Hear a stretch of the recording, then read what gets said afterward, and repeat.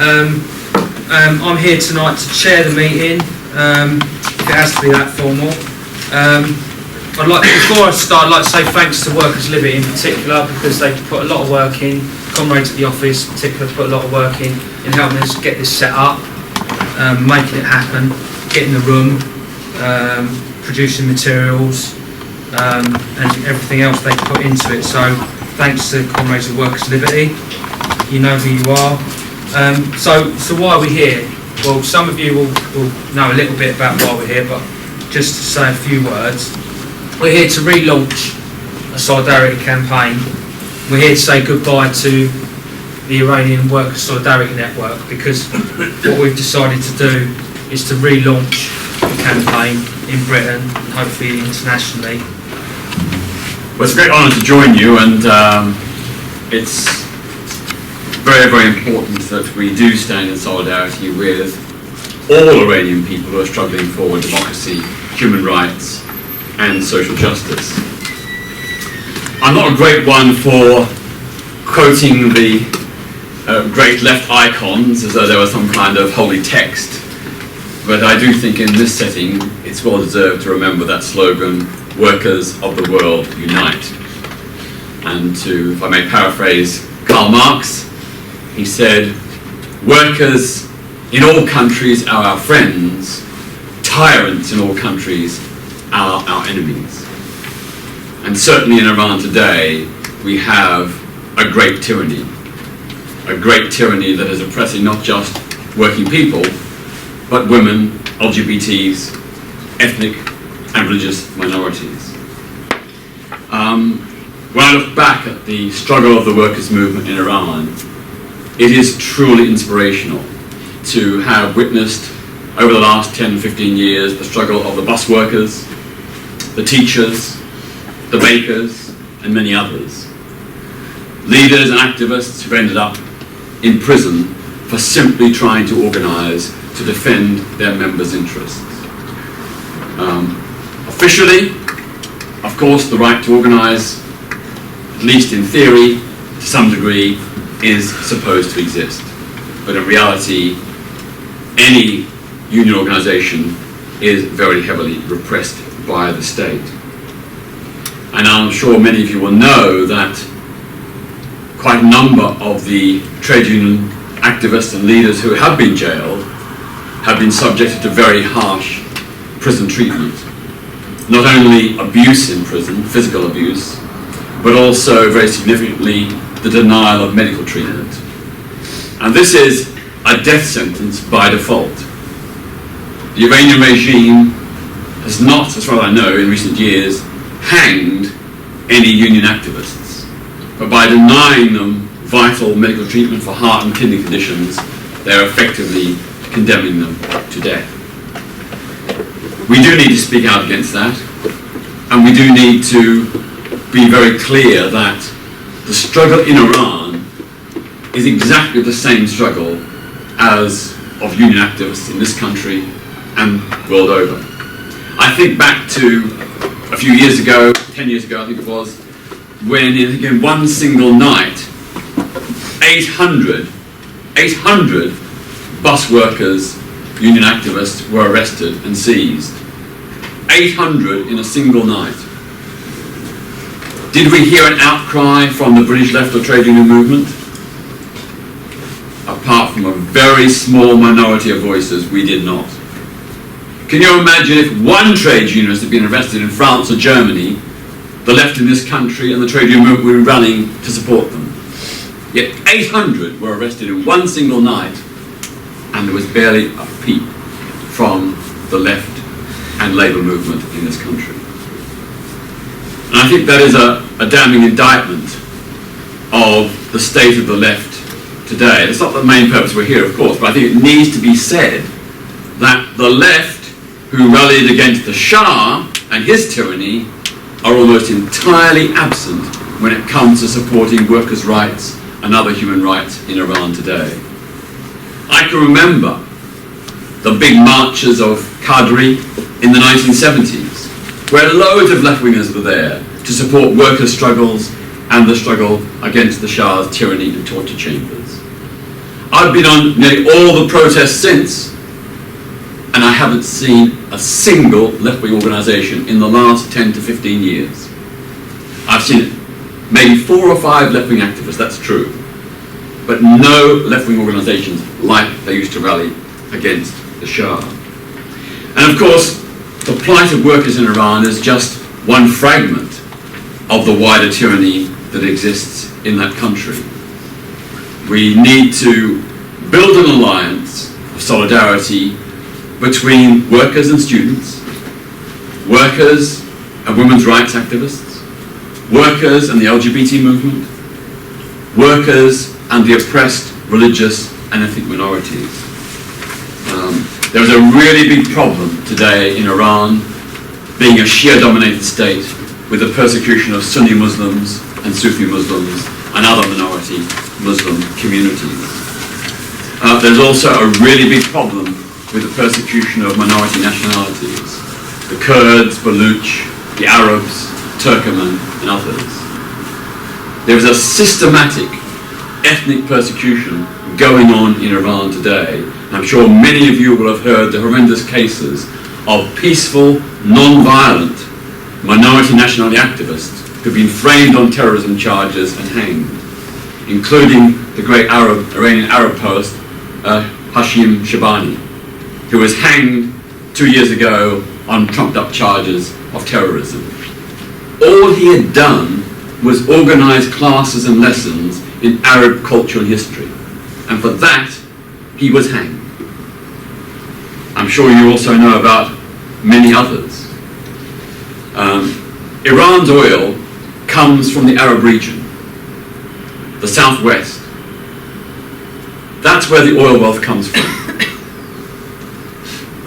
In recent years, 4,000 additional workers have been taken on to work in those oil refineries and processing plants. Out of that 4,000, only 8 were Arabs from the very region where the oil is being produced. And in common with everything else, the trade unions there are very, very tightly controlled. In fact, when the Arabs tried to form their own trade unions to protest against this systematic discrimination in employment, their trade unions were banned and their organisations banned. As I said, it really is very depressing that so many people in the Western left and trade union movement don't recognise a just struggle when they see it, and don't do at least something, occasionally at least, to support those brave, heroic workers in Iran who are battling against odds that we can barely imagine. You know, trade unions don't have it easy in this country.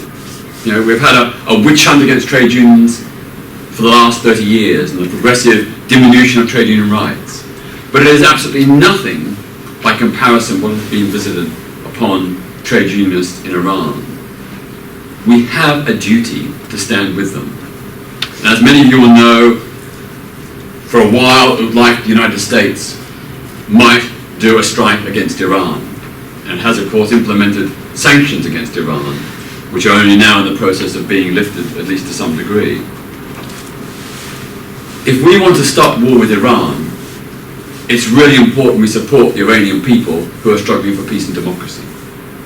Because their success, their eventual success, is the key to ensuring that the standoff between the West and Iran is diffused, that that risk of war is abated. So my final thoughts and words are that I'm really, really proud that this campaign is kicking off, and I hope that British trade unions and left-wing movements will come to their senses and realise the importance of standing in solidarity. I want to just make a brief tribute to Labour Start, which many of you know has been working for many years and has campaigned to free jailed trade union leaders and activists in Iran.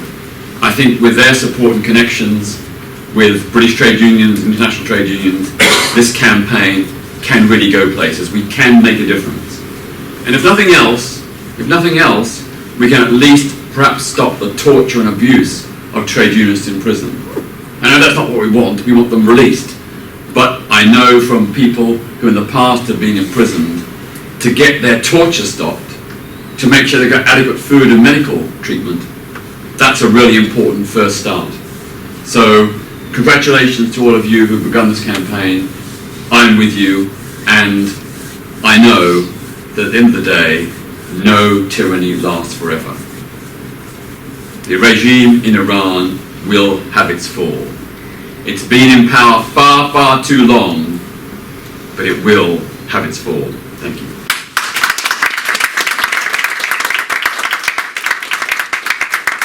Thank you for all of you who come,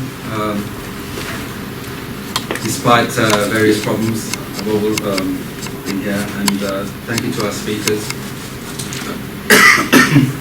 Unfortunately, we couldn't share the full clip, but we'll have it on the website, as I said, and we'll have a little text telling you what's going on in the video. Now, I'll start with something that Peter mentioned. We have had problems mobilizing solidarity work against the Iranian regime, against this particular Iranian regime, because of a number of factors, but one of the key ones is that many people in the left have had this illusion, you could call it, concept of the regime being somehow anti-imperialist, anti-American, and therefore, if not to be defended, at least not to be criticized too heavily. We've seen this in many different ways, and of course each organization has its own concept of what the regime represents, and therefore we've had people saying we're all Hezbollah, we are various slogans like that that I'm sure you've all heard before as well. And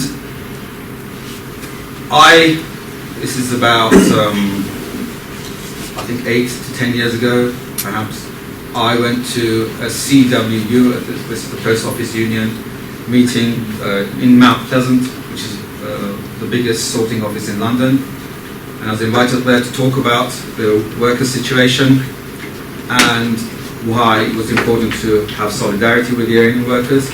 And one of the workers there, unfortunately, obviously he's not a typical, but just to show you one extreme view, was that doing solidarity work the way we were doing it, i.e. not looking at what the regime was doing, but solidly backing the workers in their struggle against most extreme ways of exploitation and oppression against the regime, against the capitalists in Iran, was to weaken the regime and help imperialism, i.e. America, to attack Iran.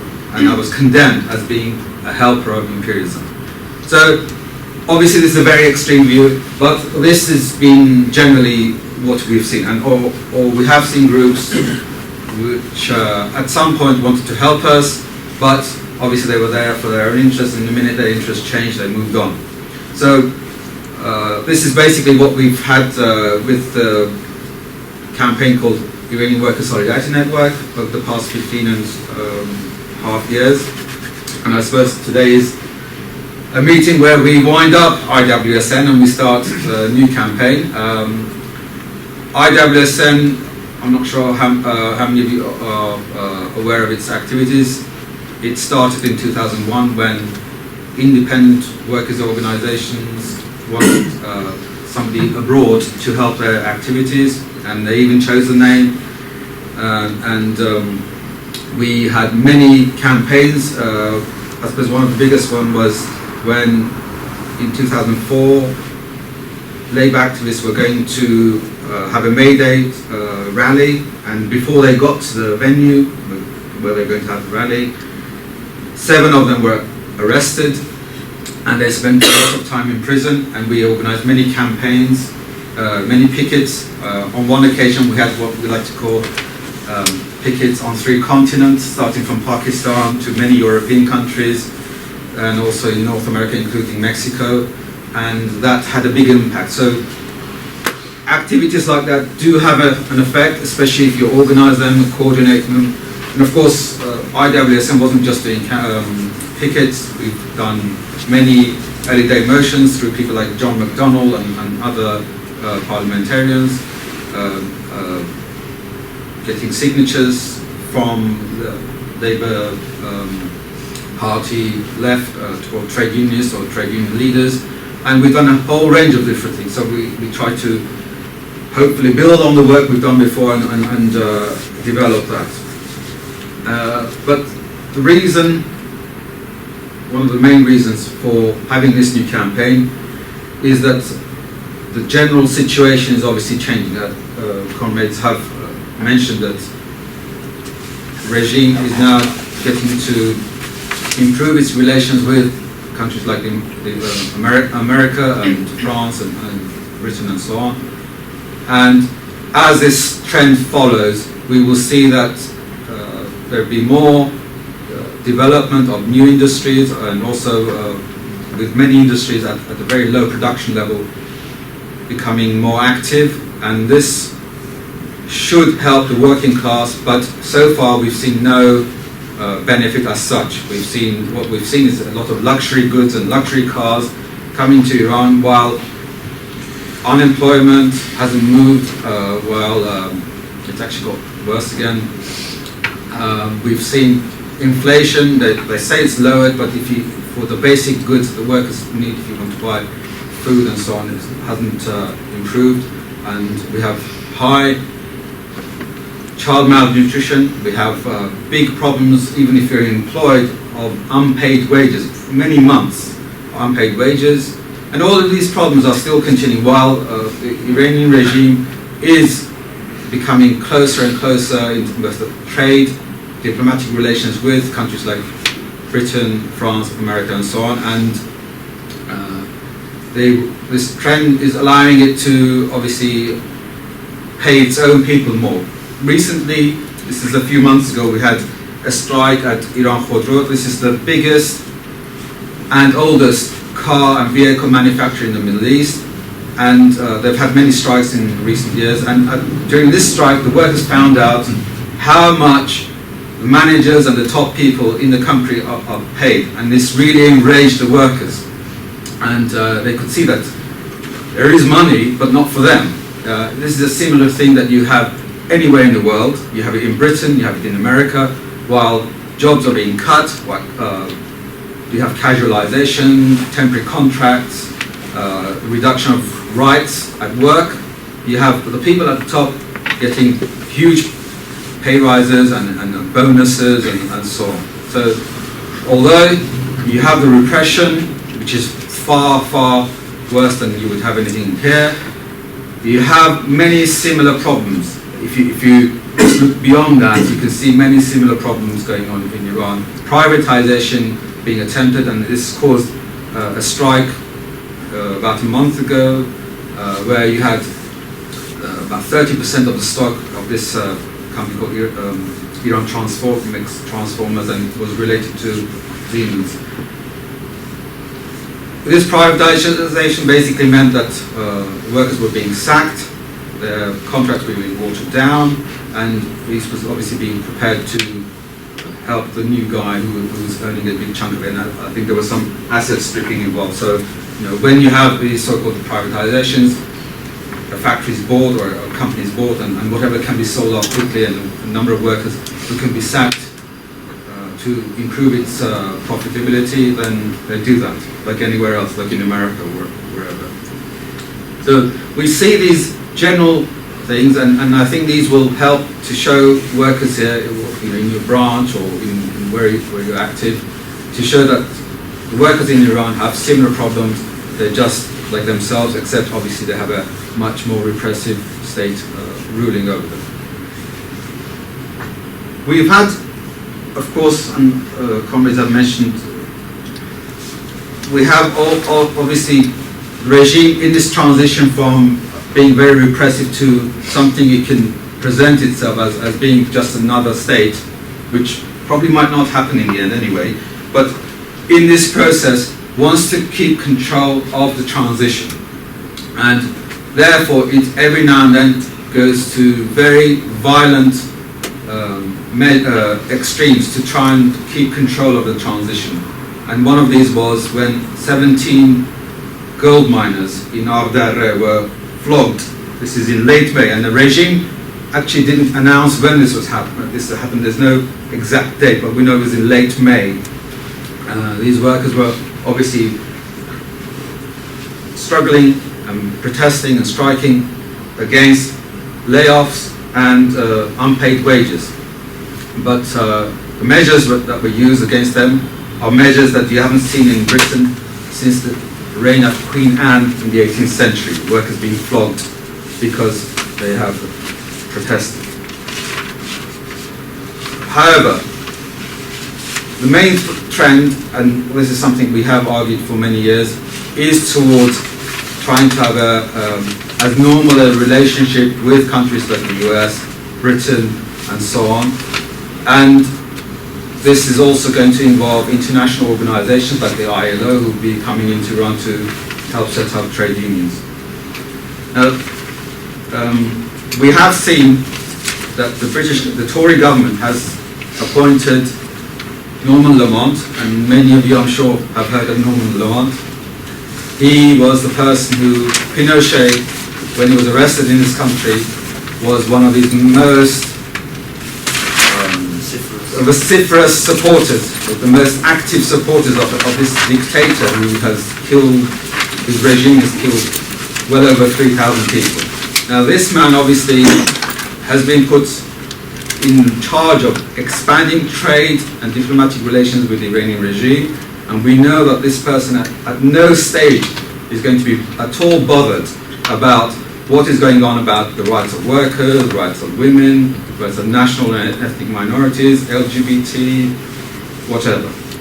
The main thing is to get bigger and more lucrative contracts for British companies, and especially with Brexit, this might be a bigger thing now. We'll have to see. But already we've seen Rolls-Royce in discussions to build plane engines, because the Iranian regime is about to buy lots of Boeing planes, and it's already buying lots of Airbus, over 100 Airbus planes. And there are a lot of trade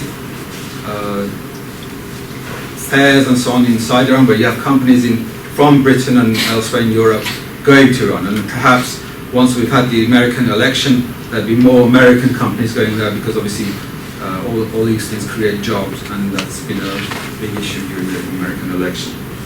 So while the capitalists are busy, we have to also look at what we can do for Iranian workers. We have to look at the best ways to get our own branches, our own work colleagues, our workmates become involved, and also other organizations, like if we're in a students organization, in a women's organization, and so on, to be able to give more support to Iranian workers. The Iranian workers don't need you to struggle for them. This will happen by themselves, but what they need is to know that there are people who care about them, workers like themselves, elsewhere, who care about them, that their own struggle is their own struggle as well, that they're not alone, and that they can look to support just to enhance and speed up their struggles. Now, the Iranian regime, as it is now, is a lot more repressive than the Shah's regime. That is because all the problems, all the social issues that led to the Iranian Revolution in 78, 79, and by the way, it was the workers who actually overthrew the Shah, not the Islamic movement, but that's a big discussion. All those problems have continued to exist and have become exacerbated over the past 35 whatever years, and many new problems have been created, like for example under the Shah you have a big problem about street children, and many other problems like that. And of course all these problems are connected, because for example we had Behnam Ebrahimzadeh. He's a teacher, but he's also a children's rights activist, and you have people who are at the same time there might be a student and a worker, and obviously it could be a national minority. So all these things are connected, and by helping the workers' movement, we are also going to help all these other movements, because once the workers' movement is strong, then the women's movement, national minorities, and all the other movements can be helped by the workers' movement, as we saw last time. During the 78-79 revolution, we had many nurses who were on strike and active in the revolution. We had school children who were active in the revolution, obviously many national minorities. So all of these can help the workers' movement as well, once the workers' movement is in a position to help them in their struggles. So, I think I've talked a lot, haven't I? Right, so I'll urge you to become involved in whatever way you can, and also to try and publicize the campaign as much as you can. And we need your help, especially now as things are changing, as the issues becoming important, and to try and show the workers that when they have problems like this, it will not lead to, for example, workers being flogged. So we have to at least stop the worst aspects of the repression, of the barbarity that this regime feels free to unleash on any workers or women or national minorities and so on. So thank you very much, and I hope we'll see you involved in other activities in the future. Thank you. This is a clip showing various things in terms of Shahrokh's activities, especially while in jail, also other defense work about him being released and then after he was killed, in terms of trying to press for an autopsy and an investigation into why he died and other activities in his defense.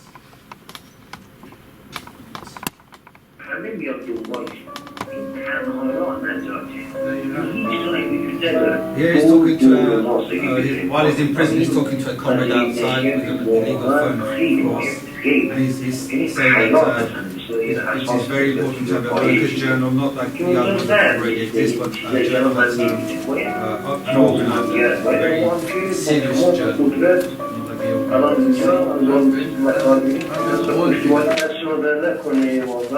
like خیلی خوبه من واقعا امیدوارم پرگونه کنم برسونیم روی مثلا نشه خیلی جدی باشه.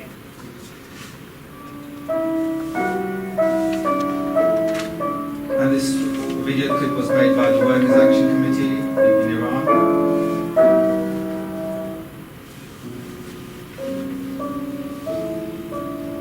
I think that's when he's getting married.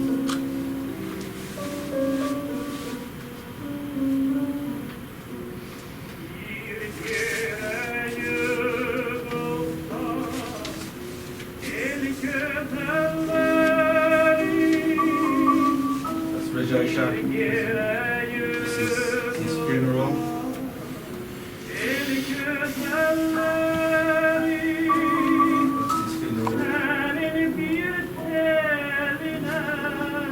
So that's 40 days after he died in October.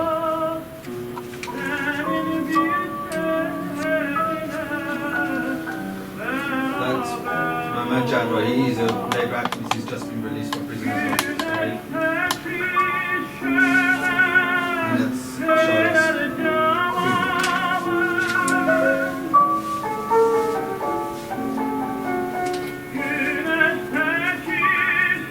That's a leaflet in defense of Shahrokh Zamani that's been pasted up, published and pasted up around Tehran and other places in defense of Shahrokh Zamani.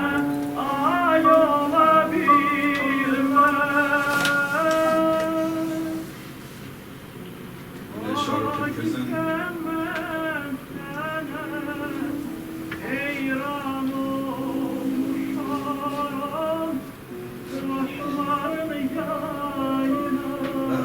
He's reading a May Day manifesto there, that's May Day 2015.